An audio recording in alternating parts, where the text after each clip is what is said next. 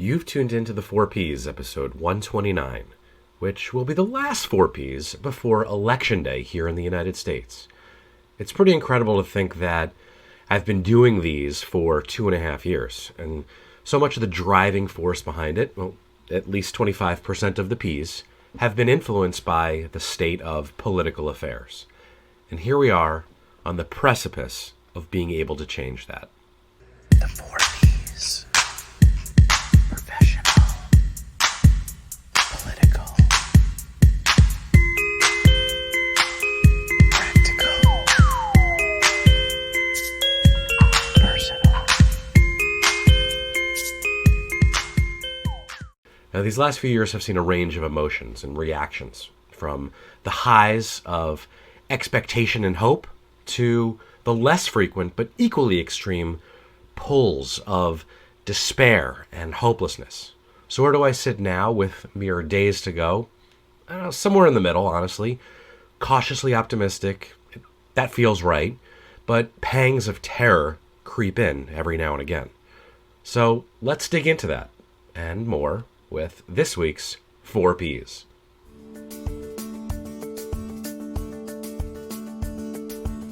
Years from now, our grandkids are going to be learning about this election and ask us what we did when the stakes and the importance were just so high. Many people I know already voted, so reminding you of the importance to do so is probably a waste of my breath right now. I am proud of all of you who have phone and text banked, who sent postcards and donated to different campaigns. Record turnouts for early and mail-ahead voting have been impressive, but I'm just not confident that that's indicative yet of anything other than a desire to socially distance and avoid crowds on Election Day.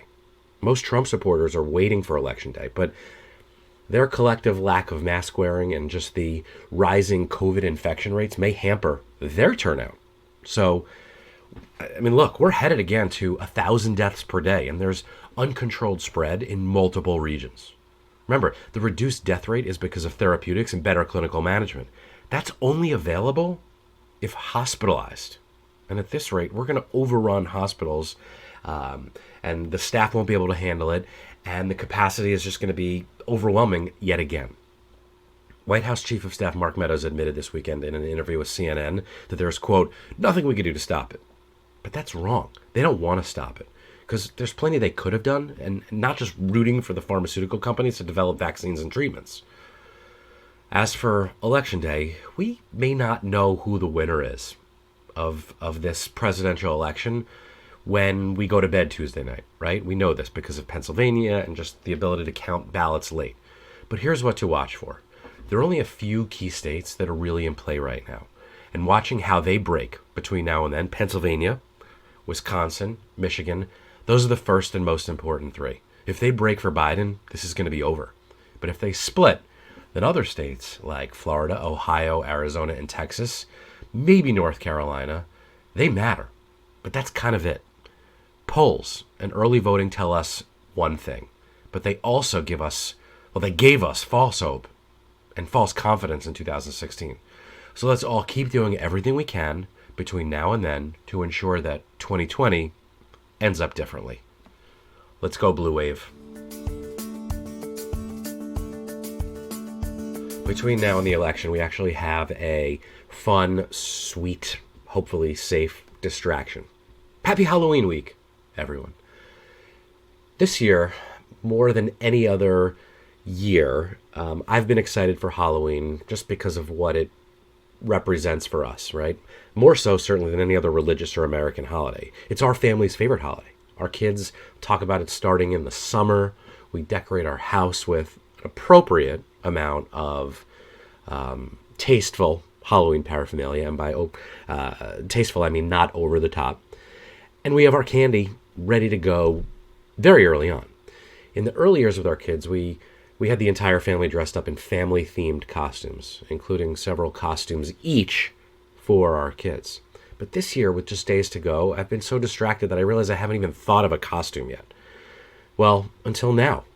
And I wouldn't say that I'm panicking yet, even with just a few days, because I'm sure we'll have something, or We'll have some sort of fun between now and then, but we're going to be staying socially distant.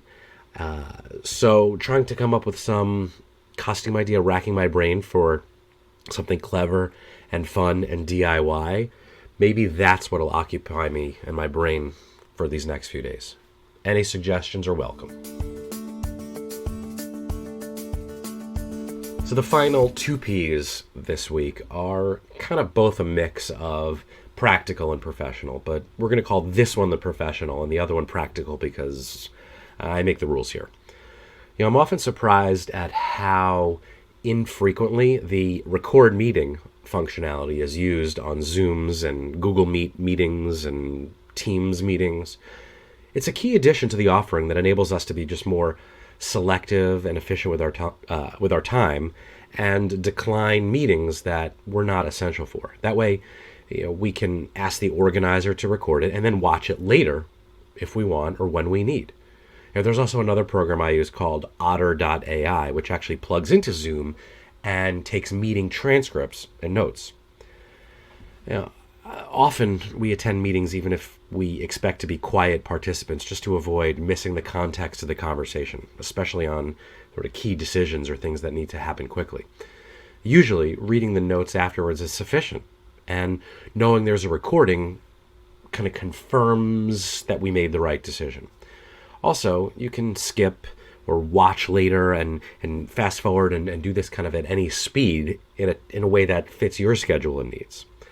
Another option, if it's just a presentation and not a conversational meeting, if you're presenting similar things repeatedly to different groups, just record yourself presenting once and send that out, and then ask everyone to watch it ahead of time, and then maybe set up a shorter sync up or opportunity for questions and discussions later. You'll thank me, and so will your schedule. And then finally, something practical. No matter where you find yourself in life, personally and professionally, there could be some significant change coming in the weeks and the months ahead following this election. I hope nothing too drastic, but we know markets will change, the economy continues to be in turmoil. COVID will continue to shape our lives, for better or worse, for many months. And many of us find ourselves hitting speed bumps, swerving off course, no longer clear on just how to make sense of the stories of our lives. So I'm here to remind you that our lives are not linear. Unpredictable transitions are the norm, not the exception. And these transitions can happen at any time in our lives. Usually there are a few common disruptors. They could be body changes, love, work, identity, and belief changes, right? So what does that mean? Bodily disruptors can be gaining or losing weight, experiencing an illness or an injury, or, even losing one's hair. Love disruptors or change means changes in our interpersonal relationships, having a baby, losing a loved one, getting married, moving in with someone. Work is obvious, right? Changing jobs or a big promotion. Look, most people work an average of just 4 years at each job and have at least 12 different positions before they turn the age of 50. Some changes are going to be easy for us to adapt to. Others rock us to the core. And sometimes it's voluntary, but more commonly, they're events we have no control over. It can be disorienting. It can be scary. But they also present us with opportunities to reevaluate our lives and make decisions, right? That's what makes things meaningful. We can't always control disruptive events, but we can control our responses to them.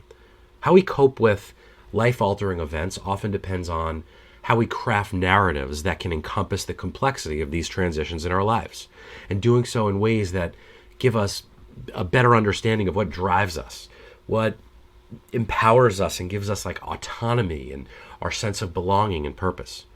Do we take the changes in stride and keep going in the same direction? Or do we decide to switch gears and maybe go in a completely different direction altogether and transform the trajectory of our lives? Knowing that acceptance and acclimating isn't an instantaneous process, embracing transformation means we have to also embrace that messy middle period that time frame that we've let go of something in the past, but we haven't quite gotten used to or started the next chapter yet. On the other side of this difficult period, this messy middle, this lies new beginnings and things for which we should be excited about. So instead of trying to cling to the past, we need to be willing to create new narratives for our lives. We can all become masters of change if we learn how to harness our natural resilience and just get creative.